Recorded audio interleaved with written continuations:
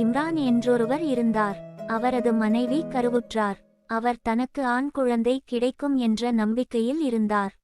குரான் உங்களுக்கு ரொம்ப பிடிக்குமா? அப்ப நம்ம சேனலை சப்ஸ்கிரைப் பண்ணிக்கோங்க.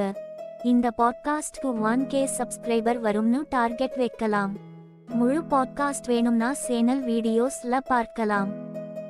தனது வயிற்றில் இருக்கும் குழந்தையை பலஸ்தீன பள்ளியில் பணிபுரிய அல்லாஹ்விடம் நேர்ச்சையும் செய்து கொண்டார். ஆனால் அவருக்கு பெண் குழந்தையே கிடைத்தது.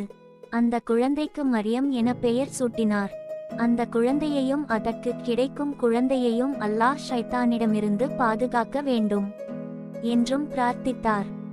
ஒரு நிமிஷம் ஒரு சின்ன மெசேஜ். சப்ஸ்கிரைப் பண்ண எல்லாம் நல்ல உள்ளங்களுக்கும் நன்றியை தெரிவித்துக் கொள்கிறேன்.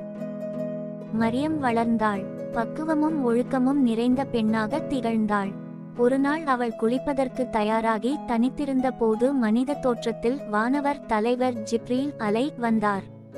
தான் தனித்திருக்கும் போது ஒரு ஆண் வருவதைக் கண்டு பயந்த மரியம் அல்லாஹ்விடம் பாதுகாப்பு தேடினார்கள். அப்போதுதான் வந்தவர் தான் வானவர் என்றும் உனக்கு ஒரு ஆண்குழந்தை கிடைக்கப் போகிறது என்றும் கூறினார். இதை கேட்டு மரியம் அதிர்ச்சி அடைந்தார். எந்த சீனும் என்னை தொட்டதில்லை. நான் கெட்டவளும் இல்லை. இப்படி இருக்க எனக்கு குழந்தை கிடைக்குமா என்று கேட்டார்கள். இது உன் இறைவனின் ஏற்பாடு. அவன் அனைத்திற்கும் ஆற்றல் உடையவன். உனக்கு ஒரு குழந்தை கிடைக்கும். அந்த குழந்தை இறுதி நாளுக்கான அத்தாட்சியாக இருக்கும் என்று கூறி மரியமின் கற்பில் ரூஹை ஊத்தினார். மரியம் கர்ப்பவதியானார். ஒருநாள் கர்ப்ப வேதனை அதிகரித்தது. குழந்தை கிடைத்தால் குழந்தையின் தந்தை யார் என மக்கள் கேட்டு கேவலப்படுத்துவார்களே என்று அவர் கவலைப்பட்டார். அப்போது ஒரு சத்தம் கேட்டது. ஒரு ஈத்த மரம் இருந்தது. அதை உசுப்பினால் அதிலிருந்த ஈத்தம் பழங்கள் விழும். அதை உண்டு வாழவும் ஒரு நீரோடை இருந்தது.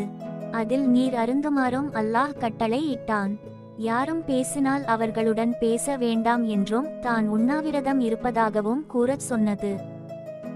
கர்ப்பவதிகள் ஈத்தம் பழம் உண்பதும் குழந்தையை நீருக்குள் பெற்றெடுப்பதும் பிரசவ வேதனையை இலகுபடுத்தும். அடுத்து இயேசு டிசம்பரில் பிறந்ததாக நம்பப்படுகிறது.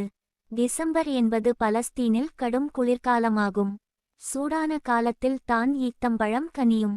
எனவே இயேசு குளிரான டிசம்பர் காலத்தில் பிறக்கவில்லை என்றும் இந்த சம்பவம் சொல்கிறது.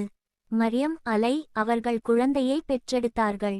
அவர்தான் தந்தை இன்றி பிறந்த அற்புத குழந்தை ஈசா ஆவார். அவரையே இயேசு என மக்கள் அழைக்கின்றனர். மரியம் தனது குழந்தையுடன் வந்தபோது மக்கள் அவரை குறை கூறினார்கள். மரியமே, உன் தாயும் நல்லவள், உன் தந்தையும் நல்லவர்.